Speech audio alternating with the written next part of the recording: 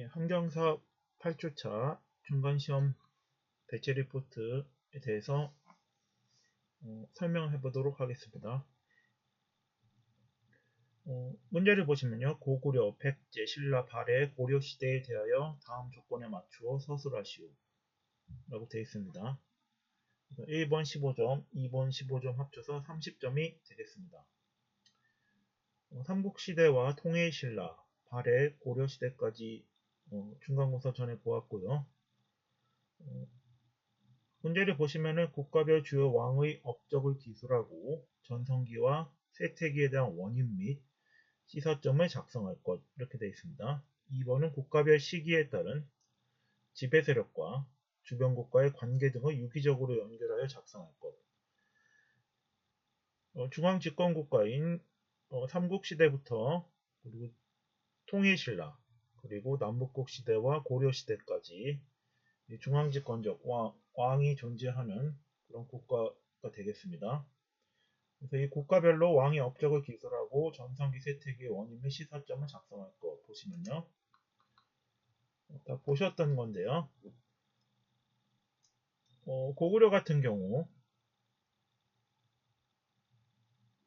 전성기를 보시면요. 고구려 백제 신라의 전성기를 보시면 한강 유역을 차지했던 시기가 전성기가 됩니다. 가장 먼저 한강 유역을 차지했던 것은 백제 근초고왕 때 4세기 근초고왕 때 백제 전성기가 되겠습니다. 이 시기에 백제가 한강 유역을 차지했습니다. 한성백제 시기가 되겠습니다. 근초고왕이 마한을 통합하고 요소와 산둥, 외로 진출하였으며 고구려를 공격하여 고국 원왕을 전사시키기까지 하였습니다. 그리고 왕권의 강화를 위해 4세기 침류왕 때 불교를 수용하게 됩니다. 그 다음으로 한강 유역을 차지한 것은 5세기 고구려가 되겠습니다. 고구려는 광개토대왕, 장수왕, 그리고 문자왕까지의 시기에 걸쳐서 한강 유역을 차지하면서 전성기를 맞이하게 됩니다. 광개토대왕은 정복군주로서 연호를 영락이라 하였고 요동을 정벌하였습니다. 서기 400년 신라에 진입한 왜구를 격퇴하면서 그 신라의 뇌물마리간 시기에 신라의 내정에 간섭하게 됩니다. 이와 관련된 유적이 호우명 그릇이 되겠습니다. 이로 인해 외백제와 연합해서 신라를 공격했던 가야의 세력군도 이동을 하게 됩니다. 이후 장수왕 시기 수도를 평양으로 천도하고 남하 정책을 취하게 됩니다. 이것이 이제 중원 고구려비를 건립하였고 백제를 공격하여 계류왕을 전사시킵니다. 백제는 이로 인해 한성백제 시대가 마감이 되고 웅진으로 천도를 하게 됩니다. 이후 문자왕 때 부여를 복속시키고 영토가 가장 넓어지게 됩니다. 신라의 전성기는 6세기 진흥왕 때가 되겠습니다. 진흥왕은 정복군주로서 대가야를 복속시키고 백제의 성왕을 전사시키게 됩니다. 한강 유역을 차지하고요. 신라의 전성기를 맞이하고 이후 신라가 삼국을 통일하게 됩니다. 각국의 전성기는 이제 한강 유역을 차지하는 것과 이제 연관이 있음을 알 수 있고요. 고구려의 주요 왕들, 백제의 주요 왕, 신라의 주요 왕들은 대체로 왕권 강화를 위한 율령의 반포, 불교의 수용,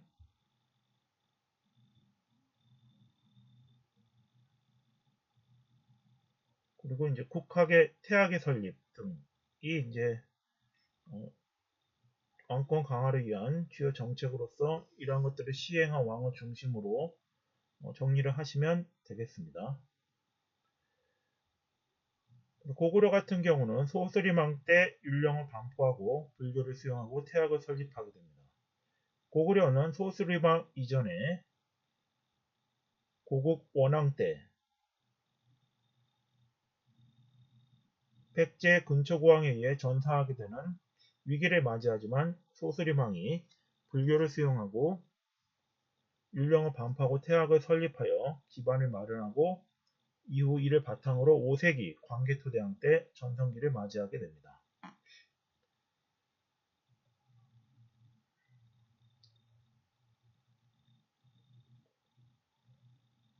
백제는 고이왕 때 고대 국가를 성립시키고 율령을 반포하여 왕권을 강화하게 됩니다. 침류왕 때 불교를 수용하게 됩니다.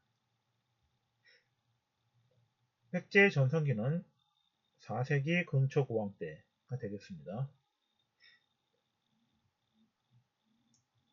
이후 광개토대왕에 의해 웅진으로 천도한 이후 무령왕릉 시기에 22담로를 설치하고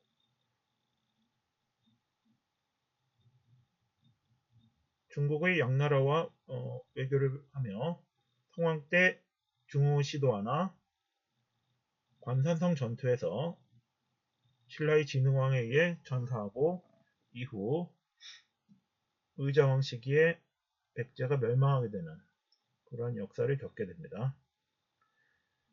신라의 경우 뇌물 마립간 때 고대 국가를 성립시키고 이 시기에 외의 침입을 받아 광개토대왕의 원군을 요청하게 됩니다. 눌지왕 때 불교를 수용하고 소지왕 때에는 백제 동성왕과 결혼 동맹을 맺어 고구려를 견제하게 됩니다. 지증왕 시기 우상국을 정벌하고 거풍왕 때 불교를 공인하게 됩니다. 진흥왕 시기에 전성기를 맞이하며 한강유역을 독점하게 됩니다. 이후 태종 무열왕 때 그 이전과 달리 진골이 왕위를 계승하게 되며 당나라 간의 연합을 통해 고구려와 백제를 멸망시키고 문무왕 시기에 통일을 이루게 됩니다. 이후 신문왕 때 전제왕권의 강화를 위한 관제 정비와 구주 오소경, 국학의 설치를 하게 됩니다.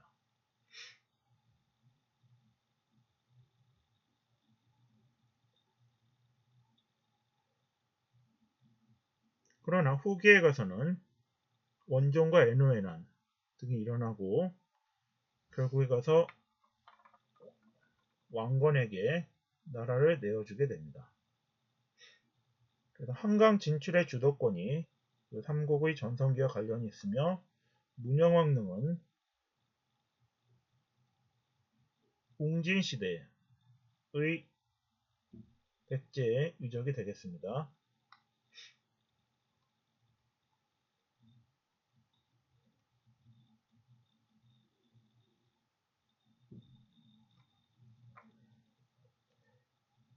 고려시대는 태조 왕건 때 흑진 정책을 취하고 후녀 10조를 남기게 됩니다. 민생 안정책으로 세금을 감면해주고 불교를 숭상하여 연등회와 팔간회를 개최합니다. 고려 광종 시기 과거제를 실시하고 노비 안건법을 통해 왕권을 강화하게 됩니다. 성종 때에는 최승로의 시무 28조를 받아들여 유교 정치를 바탕으로 하며 연등회와 팔간회를 폐지하게 됩니다. 고려 인종 때에는 이자겸해난 등이 일어나며 외척이 왕권을 장악을 시도하게 됩니다. 이후 문벌귀족사회가 붕괴하고 묘청의 서경천도 운동이 김부식에 의해 실패로 돌아가게 됩니다. 이후 무신집권기가 계속 되게 되며 정중부, 경대승, 이유민, 그리고 최씨, 집권, 최충원, 최우 등이 집권을 하고 이후 몽골에 세운 원해의 간섭기가 시작됩니다. 그래서 충렬왕과 충선왕, 충자가 들어가고요. 공민왕 때 반원 정책으로 쌍성 총관부를 회복하고 정동행성 이문소를 폐지하게 됩니다.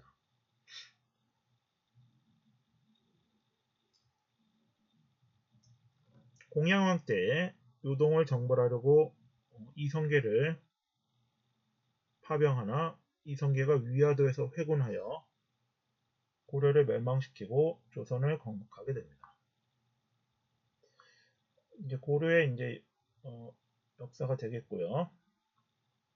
발해의 경우는 그 신라와 통일신라와 이제 이후에 서기 698년 대조영이 동모산에 발해를 건국하게 됩니다. 국호를 처음엔 진이라 하였으나 후에 발해로 변경하였고 무왕시대에는 당나라와 적대적인 관계에 있게 됩니다. 장문여를 통해 산둥지방을 공격하고 고구려의 옛 영토를 회복하게 됩니다. 문왕 시기에는 중국과 친교를 하여 당나라와 친교를 하여 중국의 문화를 적극적으로 수용하게 됩니다. 발해는 이원적인 민족 구성으로 인해 민족 구성과 거란족의 침입으로 인해 서기 926년 멸망하게 됩니다. 그래서 각국의 1번 문제 국가별 주요 왕의 업적과 기술, 전성기와 쇠퇴기, 원인 및 시사점을 살펴보았습니다. 그 다음에 2번은 잠깐 쉬었다가 보도록 하겠습니다.